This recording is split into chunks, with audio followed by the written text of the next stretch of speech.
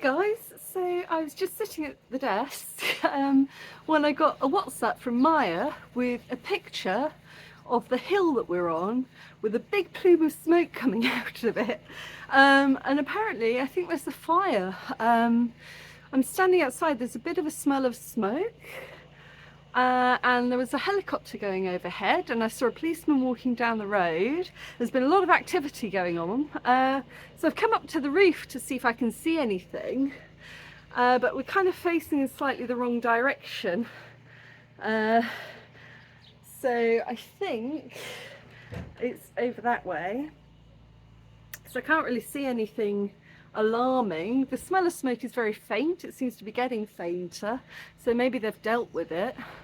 But Maya said that I'm in charge of making sure that the house doesn't burn down, which is a responsibility I'm not sure I'm qualified to accept.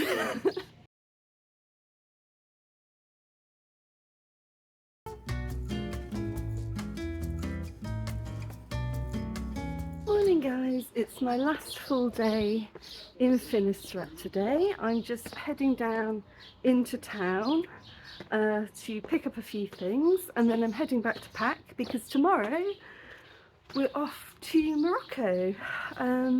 Quite excited because I've never been to Morocco before, and it's nice to go with Maya because she has a house there, so she's a local, she knows how things work, and that's going to be reassuring. But it's quite nice. I've deliberately not looked up anything about the country because, you know, I'd like to experience it in full for the first time with her without any expectations. This will be the first time on my trip that I've been to not just a city I've never been to before, but an entire country that I've never been to before, so I'm looking forward to that. Yeah, it's also required me to rethink my packing a little bit. So the other day I went to the post office and I posted off about 2.5 kilos of clothes, which I sent back to Harris and Rob, so that I don't have to pack that and take it with me. So that's really helping. So I'm learning slowly how to pack light. Still got a way to go. But yeah, so hopefully now I've just got my little suitcase and one bag to take with me on the plane, which makes things a lot cheaper.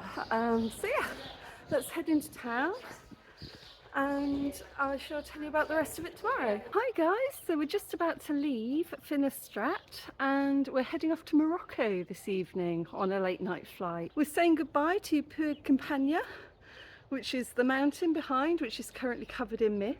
There's a really interesting folk story about that. I wanted to come out and tell you about it whilst it was clear, but it hasn't been clear all day, so I might just have to add it on to the end of this video. But we're heading off to the airport now.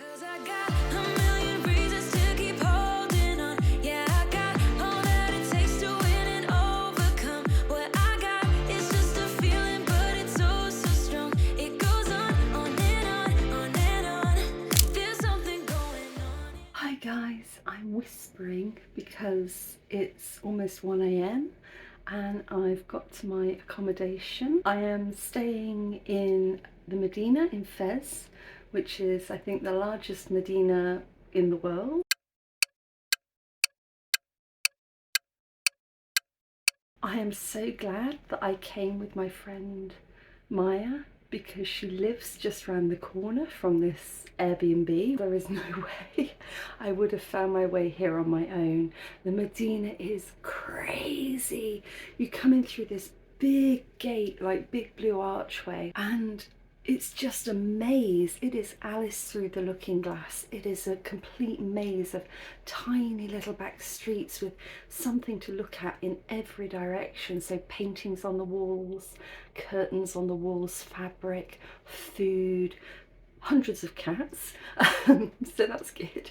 And just, oh, it's beautiful. So we arrived and we went straight to my friend's friend Michaela, and Michaela and Mohammed, and they took us in to where they're renting at the moment, which is inside this incredible courtyard.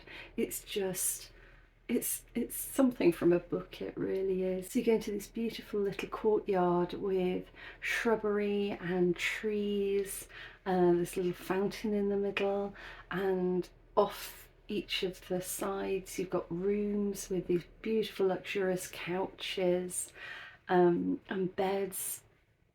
And because people don't drink alcohol here, it's traditional to drink tea, and you pour it from a silver tea pourer, and you have to, when you pour it, you have to take the tea pot and pour it really, really high, because that's the way you do it.